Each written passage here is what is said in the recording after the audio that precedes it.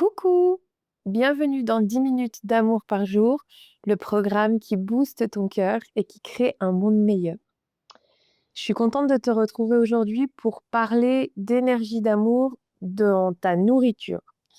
C'est-à-dire que la façon dont tu te nourris est un vrai choix et que tu te nourris sur tous les plans. C'est-à-dire que Heu, aussi bien intellectuellement que physiquement, que spirituellement, émotionnellement, relationnellement, tu fais des choix de nourriture et ils sont déterminants pour évidemment ton état d'esprit, tes paroles, tes actions et donc au final pour ta vie. Pour tout ce que tu vas pouvoir vivre dans ton quotidien, il est vraiment primordial que tu fasses des choix clairs de nourriture.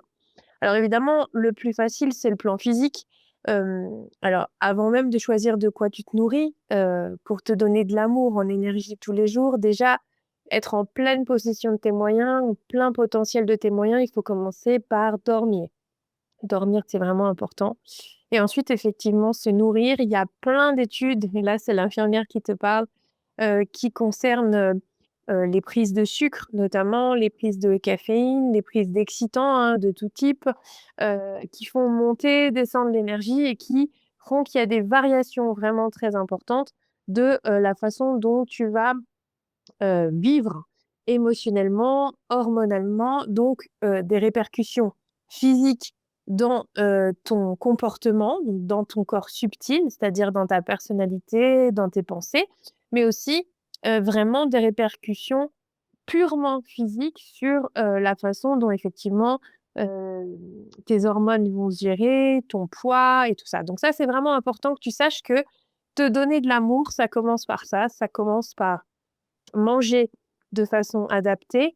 Je veux pas te faire la leçon, c'est pas compter ses calories, c'est pas ceci, cela. Moi, je sors, d'obésité depuis quelques années, d'obésité morbide, et je me suis fait accompagner par des gens extraordinaires et en tout cas, ce que j'ai compris, notamment, grâce à une amie, qui a, une méthode, neurocomportement, par rapport à ça, c'est que plus on se frustre, plus on est en culpabilité, plus on est en souffrance par rapport à ça, moins on est épanoui dans son corps. Donc c'est vraiment, vraiment très important de se donner de l'amour à ce niveau-là. Ensuite, la façon dont tu te nourris aussi intellectuellement, c'est-à-dire de quoi, tu te nourris dans ce que tu écoutes, dans ce que tu regardes à la télé, dans ce que tu lis sur internet, dans tes réseaux sociaux. Ce sont des vrais choix, parce qu'ils vont avoir directement des répercussions et que les stratégies de communication, notamment des grands médias, vont venir de toute façon tout faire pour te capter. Heu, il y a des couleurs, des grands bandeaux, il y a, des façons, des musiques, des façons d'amener les choses qui sont là pour te capter. Donc il faut que tu fasses vraiment en conscience des choix de qui te nourrit et comment. Et je te donne un exemple, par rapport aussi à la nourriture émotionnelle. Moi, il y a eu un moment dans ma vie où vraiment j'étais épuisée, hem c'était très difficile, ce moment émotionnellement. J'étais vraiment à bout, physiquement, j'étais épuisée et en fait, un soir, je suis revenue, du boulot, j'ai mangé, j'ai couché les enfants et je me suis mise épuisée devant une série télé absolument affreuse, une série policière, super intéressante, que j'aimais à la base, mais après, heu, c'est parti vraiment dans des trucs de tueurs en série, vraiment moches, avec, des trucs qui vraiment, allaient très, très loin et un soir, je me suis dit: «Mais en fait, tu épuisée, t'es déjà émotionnellement complètement instable, tu te sens pas bien, t'es déjà au fond du seau. Pourquoi tu t'alimentes de ce genre de trucs, en fait, qui viennent encore plus te plomber?» parce que clairement, je me sentais plombée.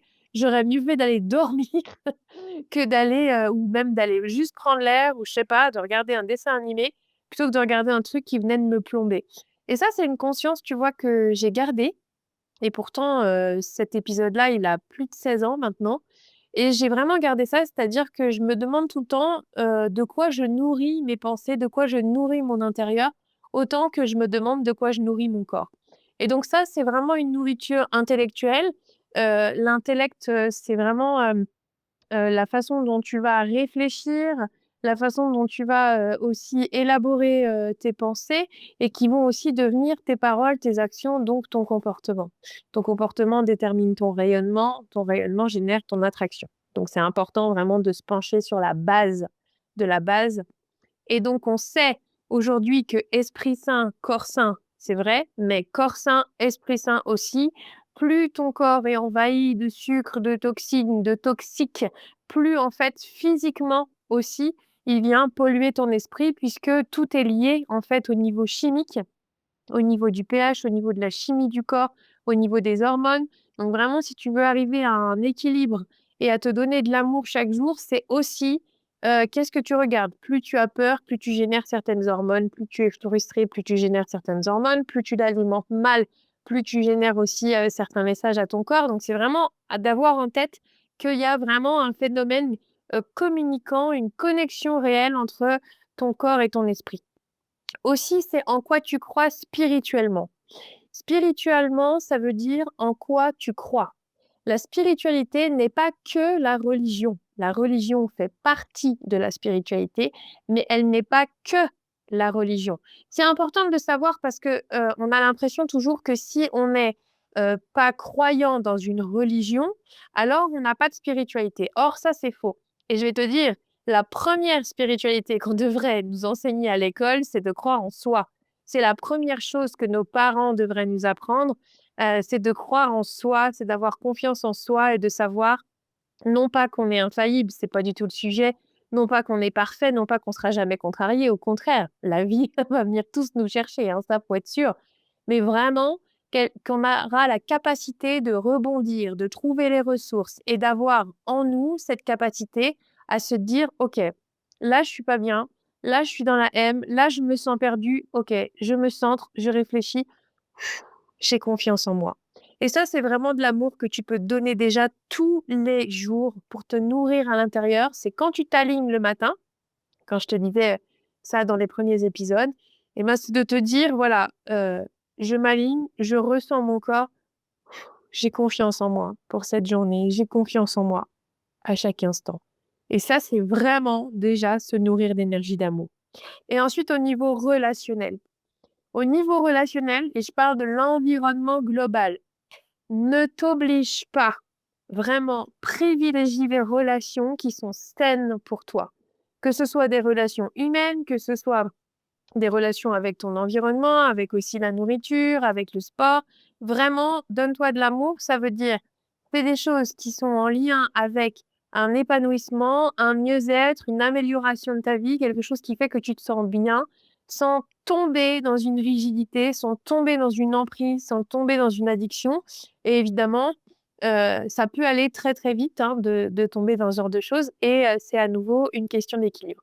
Dans les relations, c'est pareil. Je t'invite à faire vraiment, à porter une attention vraiment importante sur qu'est-ce qui t'aspire? Qui vient te bouffer ton énergie ou à qui tu donnes de l'énergie? À quoi tu donnes de l'énergie?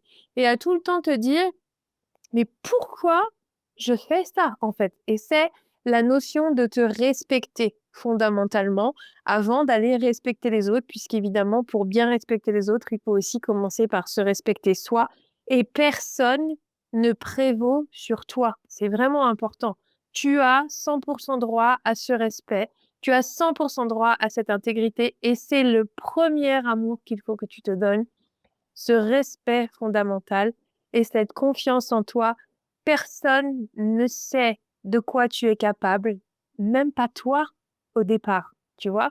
Parce que c'est la vie, c'est les épreuves, c'est les challenges et c'est aussi la joie, c'est aussi l'amour qui vont te porter vers qui tu es vraiment. Fais-toi confiance, tu vas trouver ce chemin et c'est vraiment là-dessus que je voulais insister aujourd'hui, c'est prends vraiment soin de toi et de la façon dont tu te nourris physiquement, intellectuellement, spirituellement, émotionnellement et relationnellement. C'est la fin de cet épisode 4 du jour et je te dis à demain pour de nouvelles aventures d'énergie d'amour qui boostent ton cœur et qui créent un monde meilleur. À demain. J'espère que cet épisode t'a plu, qu'il te permettra de booster ton cœur et d'amener plus d'énergie d'amour dans ton quotidien.